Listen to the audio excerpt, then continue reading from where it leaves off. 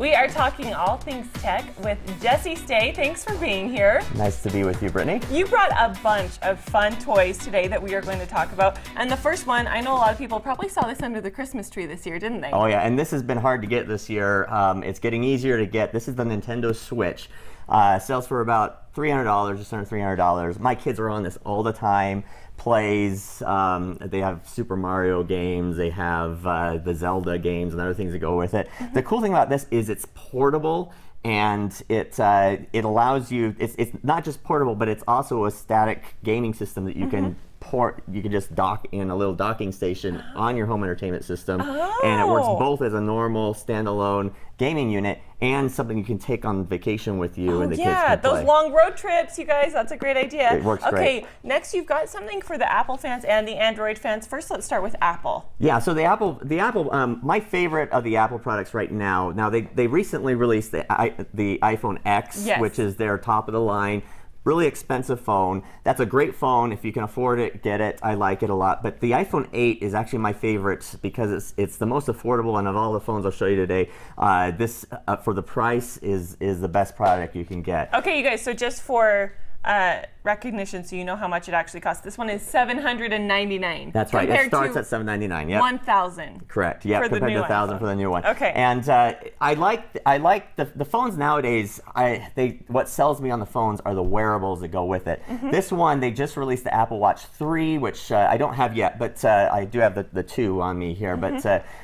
But the Watch 3, and then these AirPods I wear everywhere. Okay, these were. A lot of people thought they weren't going to be a hit because they're small and you have to keep track of them, but you say they're really great. They have some annoyances. For physical activity, if I'm leaning over, they'll fall out sometimes. Okay. There is some downsides to them, but they are really easy and really convenient to put in. That's why I like them. Okay. It's not the best sound, but it has good sound to go with it. I like it just because of the convenience. Okay, so there you go if you're an Apple lover. Next, let's move on to Androids and Google stuff. So what's all of this? Yeah, so it's either the Apple system or the Google ecosystem, and we'll get into the Samsung ecosystem next. But the Google ecosystem is their top line phone is their Pixel product, and this is the Pixel 2 XL. The Pixel 2 XL is probably the most equivalent to the iPhone 8 right now in terms of specs and what they offer. I like the camera on the iPhone 8 better, but the Pixel 2 XL has some really cool features like Google Assistant, where all I have to do is I squeeze on the phone,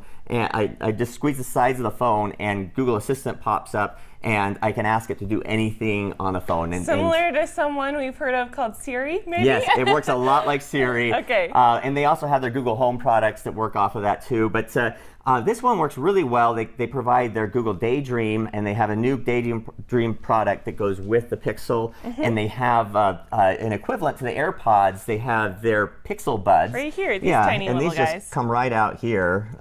And they actually have a strap that attaches to them. I was going to say, those might be better if you're, an exerciser or whatever. Those may not fall out as easy. I don't know. Jesse, you'll have to try them out. Yeah. Run a mile in both and tell us which works best. These will not fall out as easy as the AirPods. And I do like these a little bit better than the AirPods. But I'll give a little bit better review later on my own website. But okay. Next up, let's go into Samsung, because if you're not Google, if you're not Apple, you're probably Samsung. That's right. So this is the most powerful of all 3 phones that I share today. And it has the best camera, has the fastest operating system.